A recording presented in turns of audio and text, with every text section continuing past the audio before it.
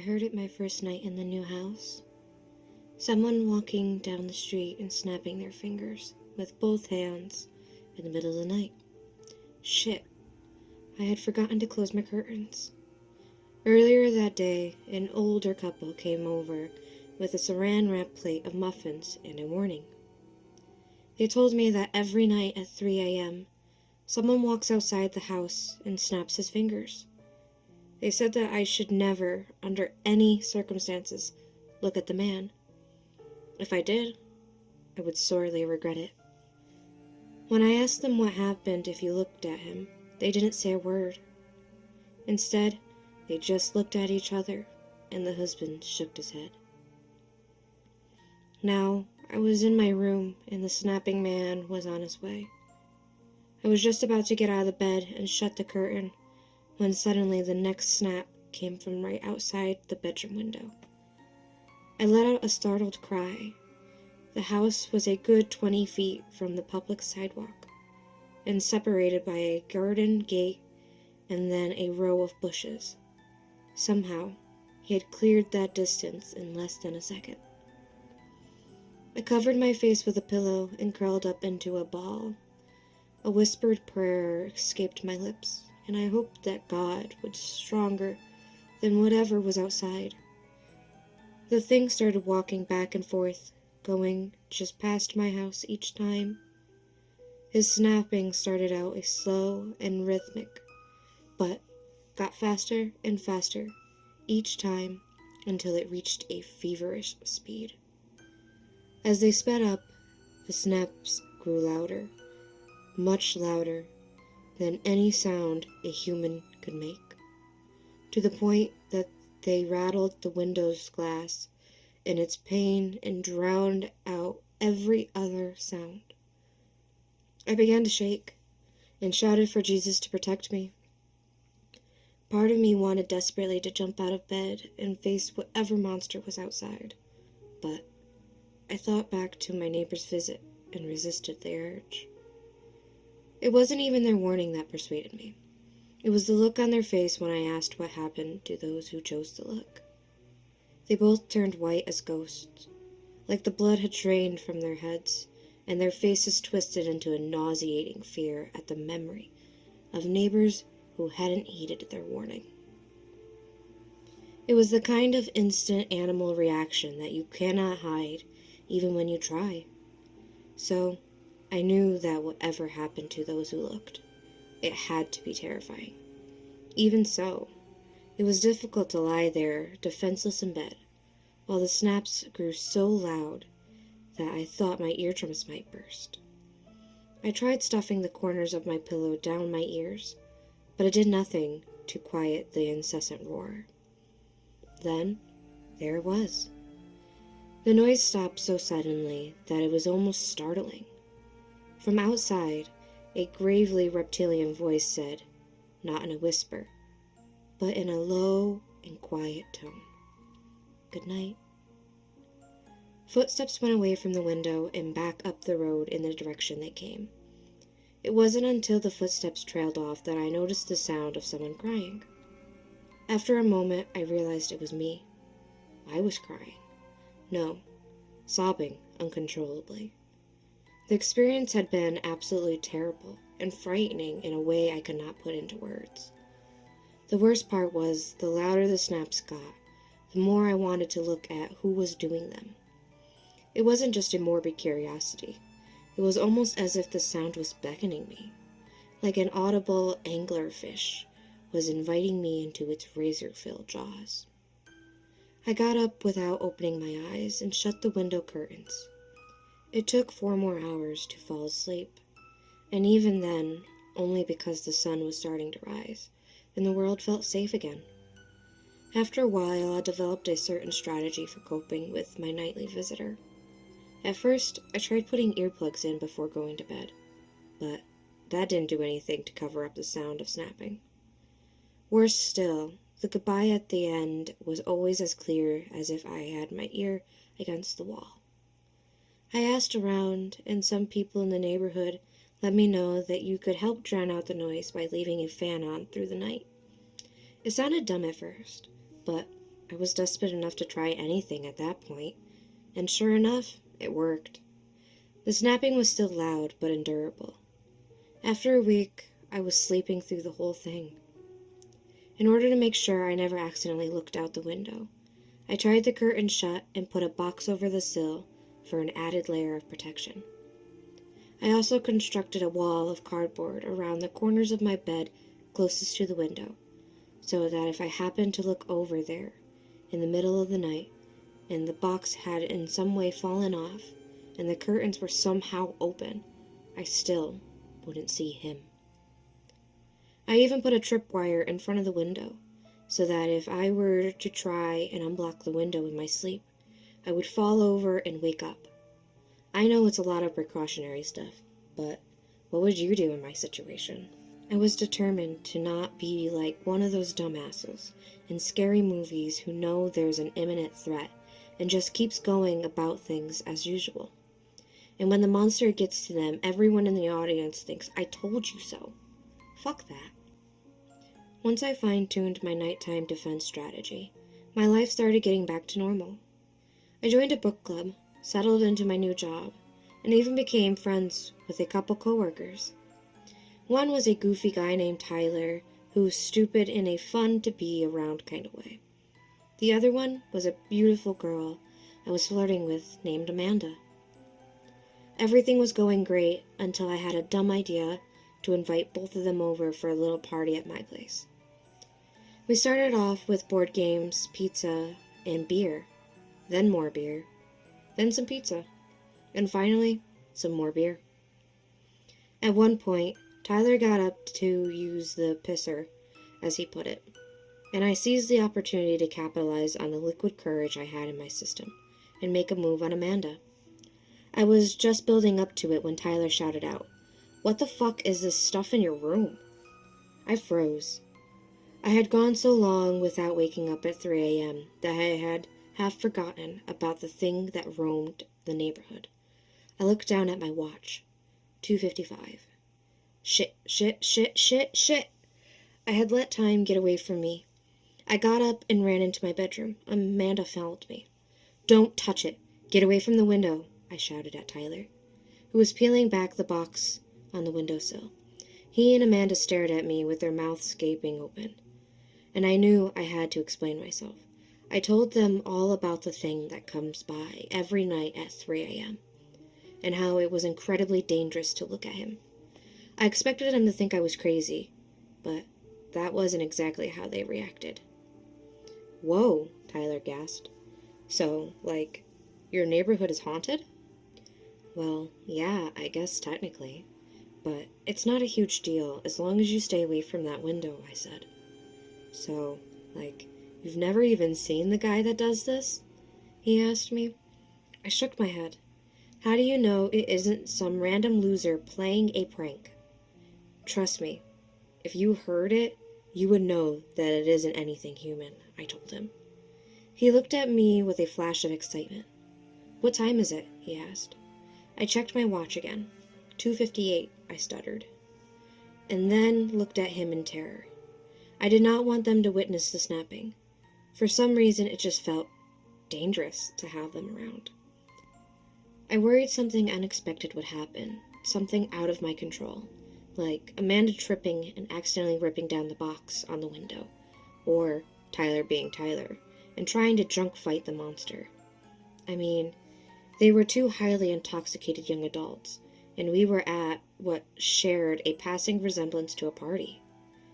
I was basically playing with fire inside a fuel tank. "We need to get out of here.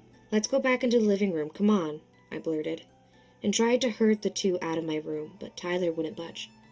"No fucking way, man. Now that we're here, I want to hear this thing. I'm staying." I could tell he meant it, and I didn't know what I could do to convince him to leave. Before I could even think of something else to say, I heard it. The snaps were starting from down the street. "He's coming," I said, mostly to myself. Tyler and Amanda fell silent and strained to listen for the sound of his arrival. "I don't hear," Amanda started to say, but she was cut off by the sudden sound of snapping that came from right outside the window. I groaned He was here. Tyler, who was facing the window, fell backwards onto the floor. Holy shit, he giggled. It's real. I didn't like the look I saw on Tyler's face. He was eyeing the window up and down like it was a roller coaster he was about to ride. A plunge into adventure that he's ready to take. Come over here, Tyler. It's not safe by the window, I said. But my words were lost on him. Tyler, get over here, Amanda yelled. The snapping started to get louder, and Tyler's visage changed from excited to afraid. However, that glimmer of adventure still shone in his eye. Why can't we look at him again? Tyler shouted over the growing noise.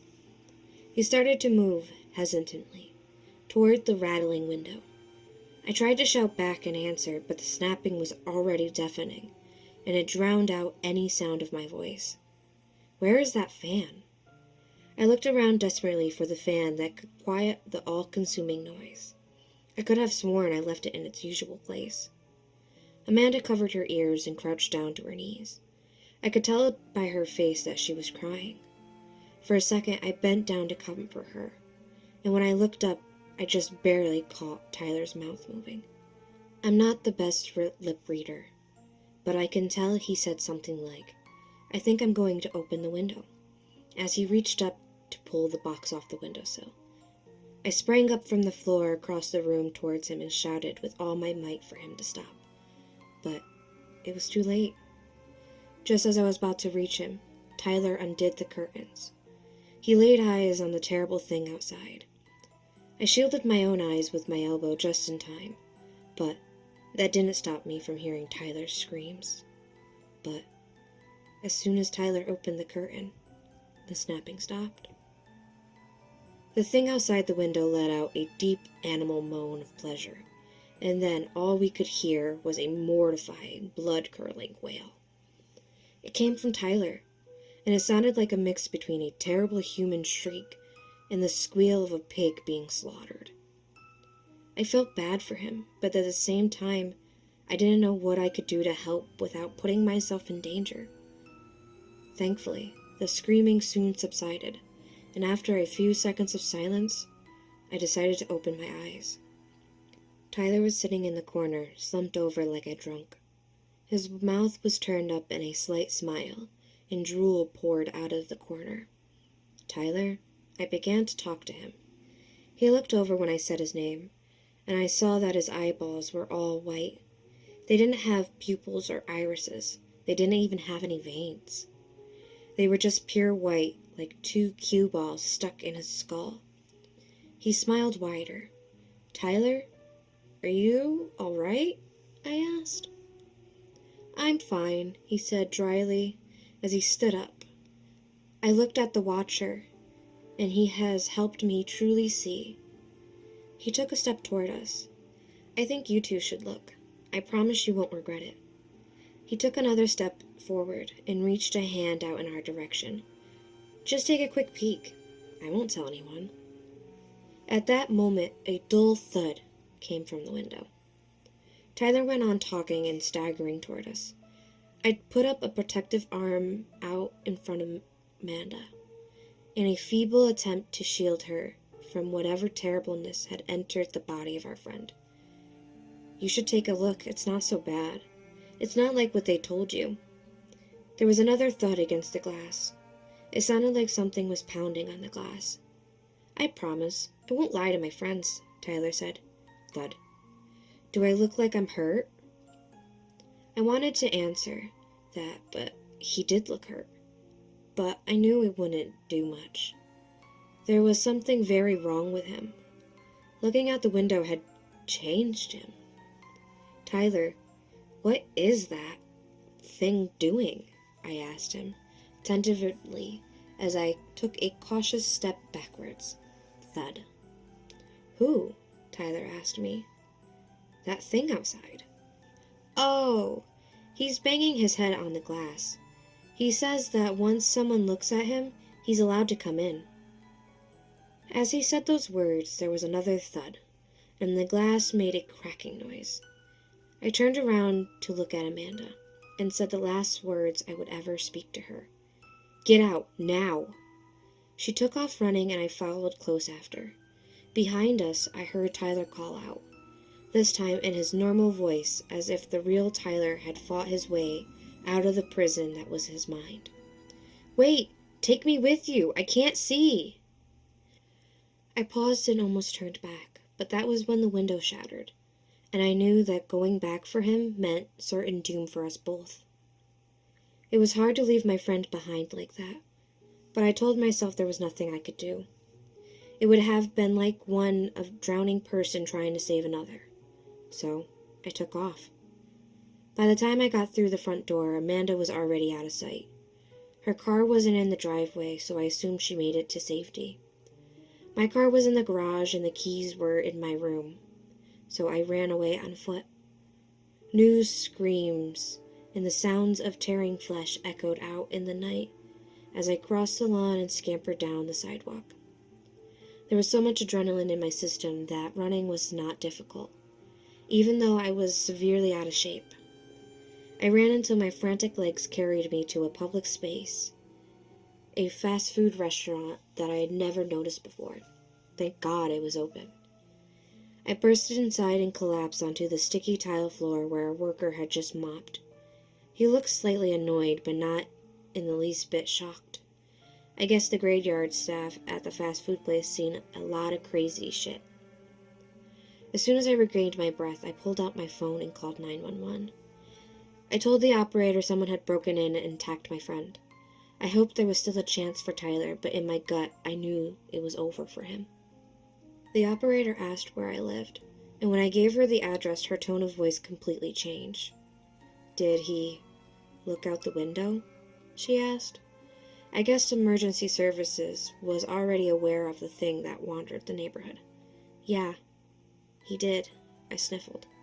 "Well, I'm sorry, sir, but there's nothing we can do for your friend. We will try to recuperate most of your belongings in the morning, but you cannot go back to that house. Do you have somewhere else you can stay?" she asked. I was speechless. There was nothing they could do? What was that thing that went snapping outside my window every night? And how was it so terrifying that even 911 wouldn't mess with it? Eventually, I lied to her and said I could stay at a relative's house, but, truthfully, I had nowhere to go. My only two friends in the area were Tyler and Amanda, one of whom was literally in the belly of the beast, and the other wasn't answering my calls. I bought a cheeseburger and a soda and spent the rest of the night lying in the booth at the fast food place. Now, I live in a new city, in a new neighborhood. I have a good job, and even making few friends at work. Things are going great, but I'm starting to get a little worried. My next door neighbors just called and said they want to come over to discuss some community guidelines. They said it has something to do with locking your doors every night. There's a full moon. I swear, I can't take this stuff anymore. Why can't I just find a decent place to live?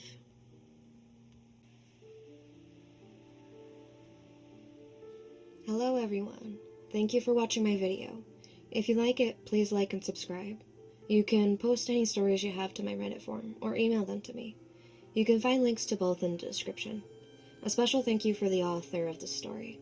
I hope everyone enjoyed it as much as I did. Have a great day, and stay spooky.